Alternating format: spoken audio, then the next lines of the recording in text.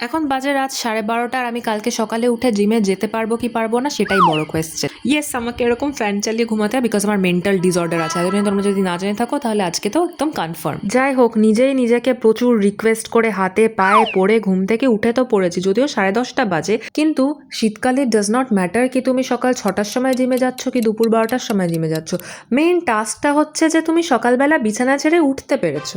আজকে তো আমি লেগ প্রেস করে আলাদাই খুশি হয়ে গেছি। ব্যথার মধ্যেও যে একটা আনন্দ, এটা তখনই পাওয়া যায় যখন তুমি অনেক দিন ধরে একটা ওয়ার্কআউট একটা সার্টেন লিমিটে করছো, আর হঠাৎ করে একদিন ওই ওয়েট লিমিটটা বাড়িয়ে দাও আর দেখছো যে তুমি তাও ওটা পারছো। It is kind of a motivation. আয়নাটার অবস্থা আমার ভবিষ্যতের মতোই, পুরোটাই হেজি। যাই হোক, এদিকে আমার পায়ে কোনো প্রাণ নেই, তো হেঁটে হেঁটে বাড়ি যাওয়ার ক্ষমতাটুকু রাখতে হবে। বাই দ্য ওয়ে, আমি আজকে একটা কালো বেড়ালের রাস্তা কেটে দিয়েছি। Now let's pray for the cat.